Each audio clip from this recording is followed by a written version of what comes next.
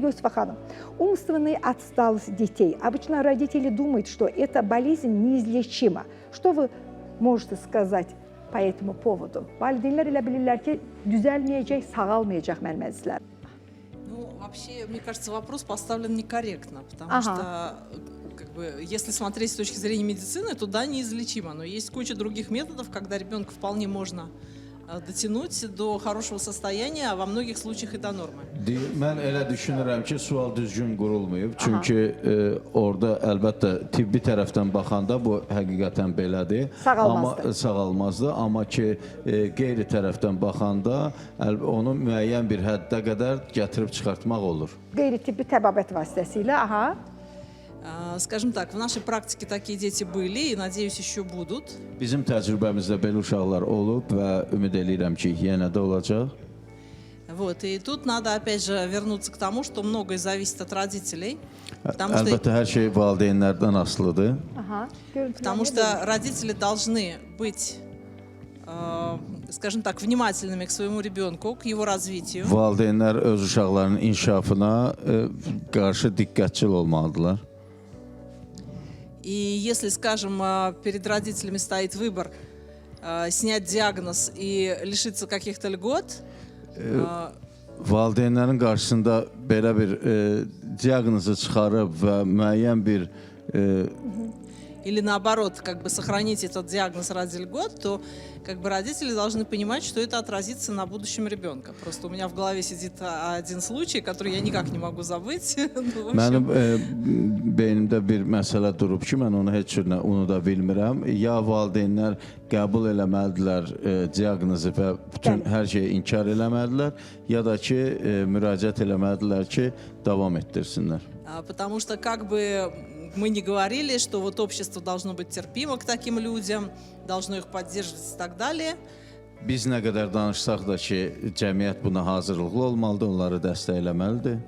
Но на самом деле, когда дело доходит до серьезных как бы вещей, типа работы, должность, то как бы любое вот такое препятствие, оно может не дать ребенку получить то, что в принципе он мог бы получить. Əslində müəyyən bir həddə gəlib çatanda vəzifədir və müəyyən yerdə oturmaq lazım olanda onlar öz istədiklərini əldə edə bilmirlər. Nə qədər ki biz danışsaq da ki, cəmiyyət onları dəstəkləyir və cəmiyyət onların yanındadır. Amma müəyyən bir həddə gəlib çıxanda yenə də bir daha təkrar edirəm, vəzifəyə gəlmək istəyəndə və hansısa bir həddə onlar artıq çətinliklərlə üzləşirlər. Да, я вот думаю про одного мальчика, который в итоге оказался очень талантливым после выздоровления. Və mən bir uşağı xatırlayıram ki, çox sağalandan sonra o çox istedadlı oldu.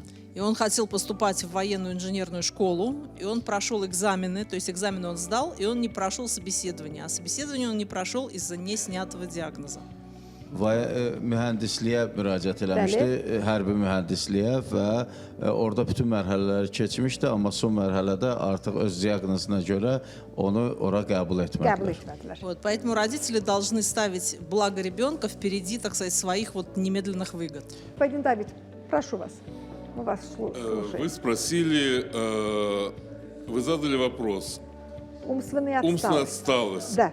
İzlečimo ли это? Ну, Или как нет? уже Siz сказал. sual verdiniz ki, əqli zəiflik müalicə olunandır və ya yox? Как Юсефа уже сказала, Yusefa xanım dediyi kimi, во всем мире, в том числе и в Азербайджане, bütün и в dünyada və Azərbaycanda, и в İsraildə, Америке, Amerikada, Германии, как бы во всем мире.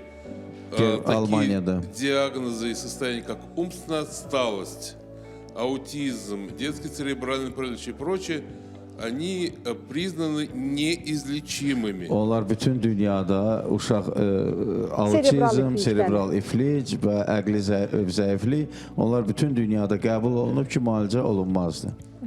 И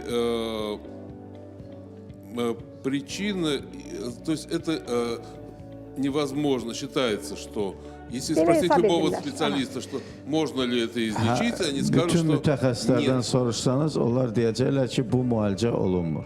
Что возможно только реабилитация или коррекция, причем всю жизнь. Ömür boyu bu reabilitasiya olmalıdır, korreksiya olmalıdır Yəni amma müalicə olunmur.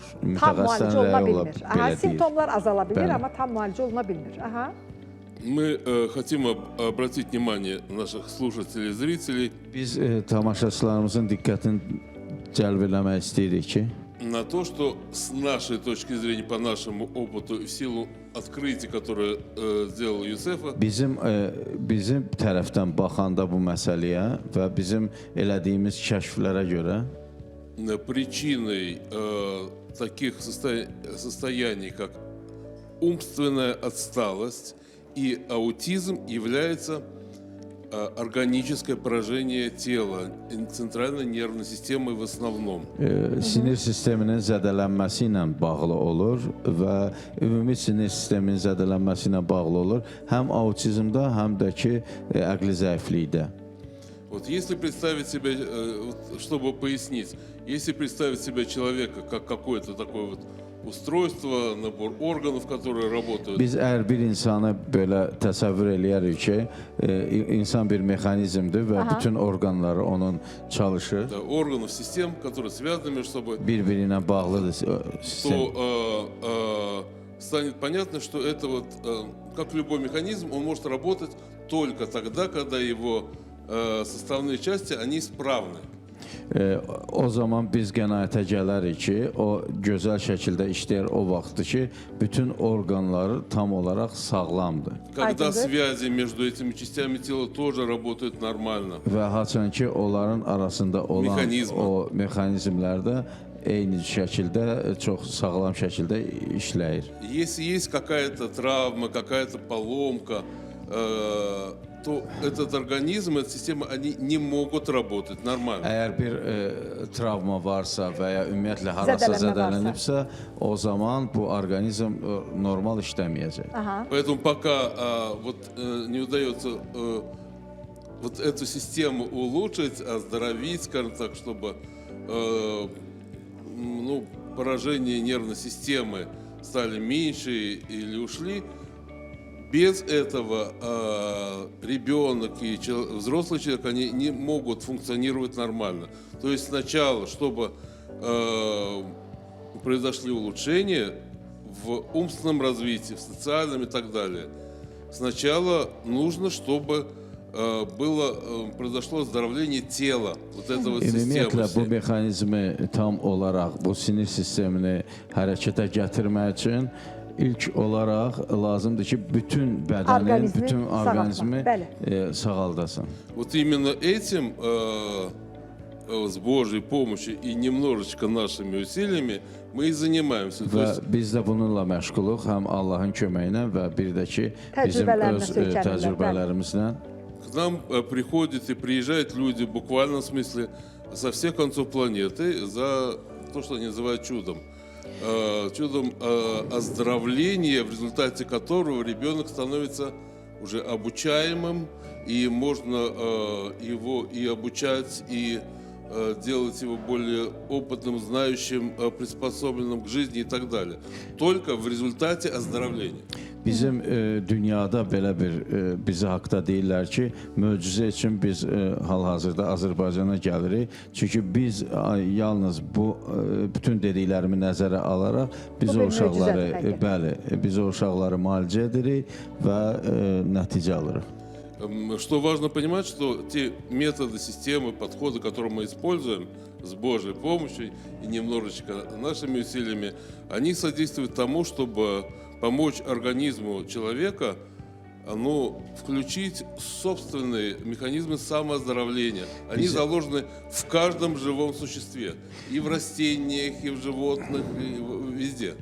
Bizim Allahın köməyi ilə və biraz da bizim müdaxiləmizlə əsasən biz çalışırıq o funksiyaları bərpa eləyək, hansı ki o funksiyalar hər bir insanın daxilində var və sadəcə biz onları hissə-hissə hərəkətə gətiririk. Bəli.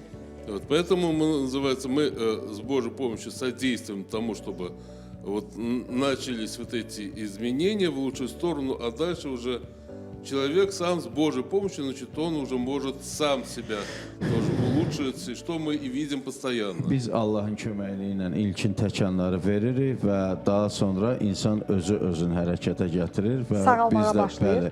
biz də bunu müşahidə edirik.